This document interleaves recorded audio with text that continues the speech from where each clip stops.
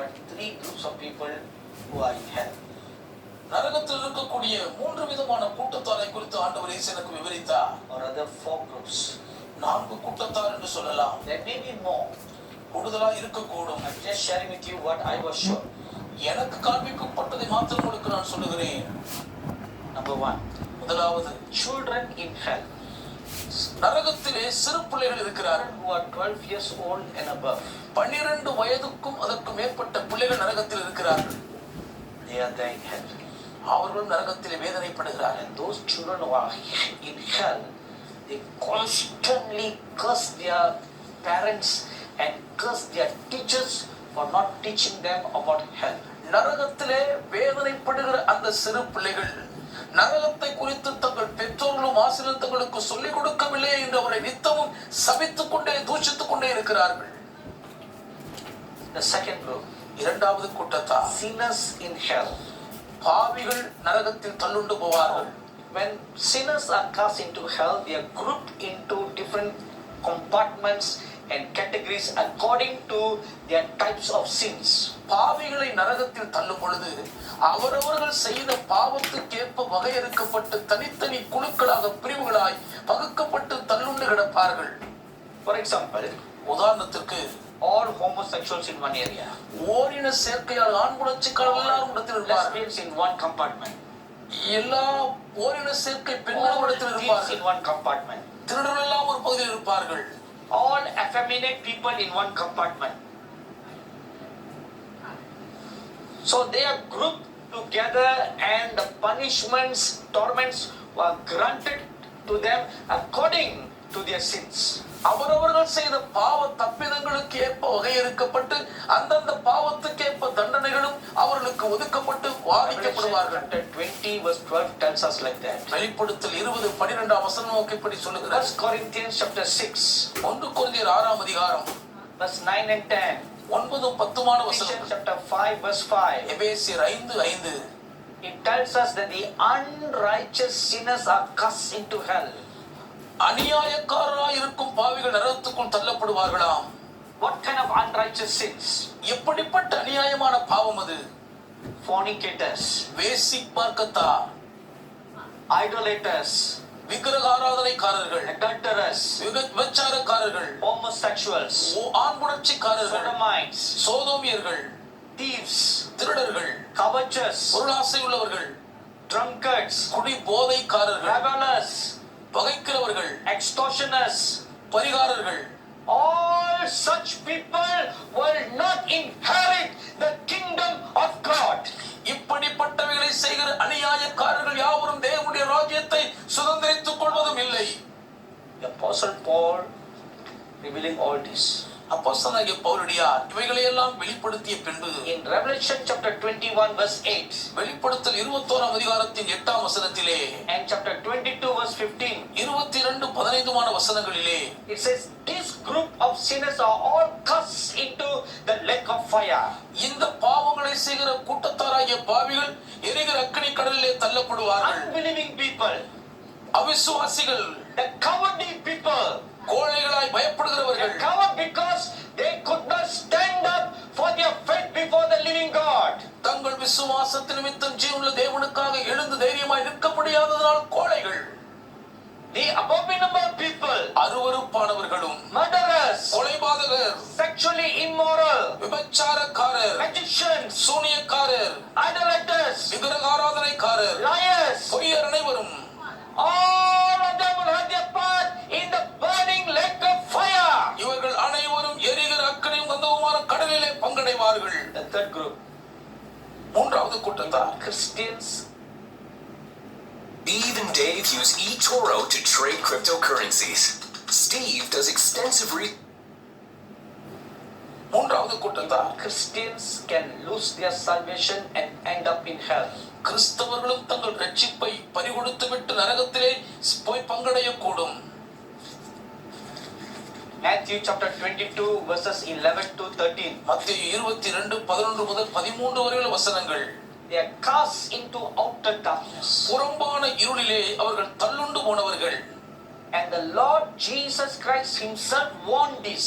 கர்த்தராகிய இயேசு கிறிஸ்து தாமே இதை குறித்து எச்சரித்திருக்கிறார். In Revelation chapter 3 verse 15 and 16. வெளிப்படுத்தல் 3ஆம் அதிகாரம் 15 16 வசனங்களிலே, And if you're not hot or cold, அனலும் இல்லாமல் குளிரும் இல்லாமல் இருந்தால் vomit you out. நான் உன்னை வாந்தி பண்ணி போடுவேன். You all know very well, for us to vomit something, it must first be inside us. நாம் எதையாயிலும் வாந்தி பண்ண வேண்டுமானால் முதலாவது அது நமக்குள்ளே கடந்து வர வேண்டும் என்று நமக்கு எல்லாருக்கும் தெரியும். The Holy Bible says the Lord Jesus is the head and we are the body. கர்த்தராகிய இயேசு கிறிஸ்து தலையாய் இருக்கிறார், நாம் சரீரம் என்று பரிசுத்த வேதம் சொல்லுகிறது. And we all are lively stones made together, the temple of God. நாம் அனைவரும் ஜீவனுள்ள கற்களாக கூட்டி சேர்க்கப்பட்டு தேவாலயமாக எழும்புகிறோம். நாம் தேவனுக்குள் இருக்கிறோம். And the Lord Jesus himself warns us. கர்த்தராகிய இயேசு தாமே நம்மை எச்சரிக்கிறார். As I'm speaking these words, நான் இந்த வார்த்தைகளை பேசிக் கொண்டிருக்கும் போதே Holy Spirit is showing me one thing right now. பரிசுத்த ஆவியானவர் இப்பொழுது ஒரு காரியத்தை எனக்கு காண்பிக்கிறார். There are many people who are watching this program. இந்த நிகழ்ச்சியை பார்த்து கொண்டிருக்கிறவர்களுக்குள் அநேகர், You are getting your last call right now. இப்பொழுது உங்களுக்கான கடைசி அழைப்பு இப்பொழுது வருகிறது. And there are many youths who are watching and you are getting your last call too. அநேக வாலிபர்கள் பார்த்து கொண்டிருக்கிறீர்கள், உங்களுக்கும் இது இறுதி அழைப்பாய் வருகிறது. The Holy Spirit, the holy eyes of God sees you like how the Laodicean are. தேவனுடைய பரிசுத்தமான கண்கள் லவோதிக்கேய மக்களை கண்டது போல் உங்களை காண்கிறது. You are not hot, you are not cold. நீங்கள் அனலும் இல்லை குளிரும் இல்லாமல் I இருக்கிறீர்கள். see the Lord Jesus Christ standing before you in your homes right now. இப்பொழுதும் கர்த்தராகிய இயேசு கிறிஸ்து உங்கள் வீட்டுக்குள் உங்களுக்கு முன்பாக நிற்கிறதை நான் பார்க்கிறேன். I see him dressed in a white robe. வெண்ணங்கி தரித்தவராய் இயேசு நிற்கிறதை பார்க்கிறேன். And his hair is all golden brown. அவருடைய தலைமய தங்கமயமாய் இருக்கிறது. And his face is full of glory. அவர் முகம் முழுவதும் மகிமை நிறைந்து இருக்கிறது. And he is standing before you with great love. பேரன்போடு உங்களுக்கு முன்பாக நிற்கிறார்.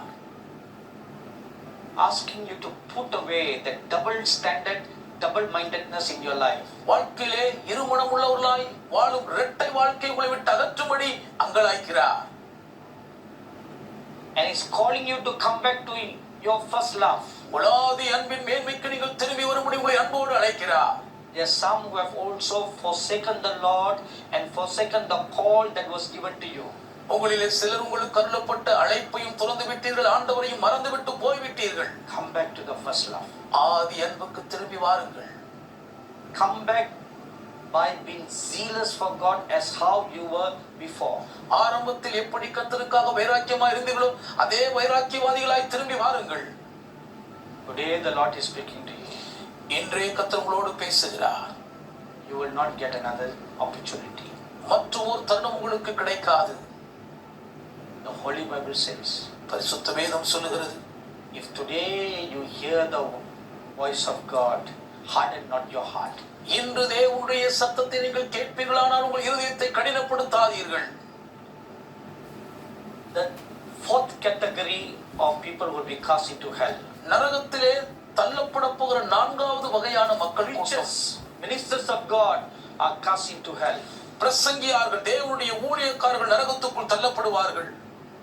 Matthew chapter 25 verse 30 says, மத்தேயு 25:30 வசனம் சொல்கிறது, unprofitable servants and those who misuse their authority, they are cast into hell. பிரயோஜனமற்ற ஊழியர்களாக தங்களுக்கு கிடைத்த தெய்வீக அதிகாரத்தை துஷ்பிரயோகம் செய்தவர்கள் நரகத்துக்குள் தள்ளப்படுவார்கள். Chapter 24 verses 48 to 51. மத்தேயு 24:48 முதல் 51 வசனம் வரைக்கும் The Lord Jesus gives us two warnings to the ministers of God that you can be cast into the bottomless pit and into outer darkness. தேவனுடைய ஊழியர்களாய் இருக்கக்கூடிய நீங்களும் புறம்பான இருளுக்குள் அடிப்பாகமில்லாத பாதாள குழிக்குள் தள்ளுண்டு போவதற்கான வாய்ப்புண்டு என்று இரண்டு எச்சரிப்பை கர்த்தராகிய இயேசு விடுக்கிறார். The preachers, there are three groups that will be cast into hell. பிரசங்கியாருக்குள்ளே மூன்று கூட்டத்தார் நரகத்துக்குள் தள்ளுண்டு போவார்கள். If you read Jude verses 11 to 13, யூதா 11 முதல் 13 வரை படித்தால் it details the three classifications. மூன்று வகைப்படுத்தப்படுதலை விவரிக்கிறது பாருங்கள். Number one, முதலாவதாக way of Cain. காயீனுடைய வழி.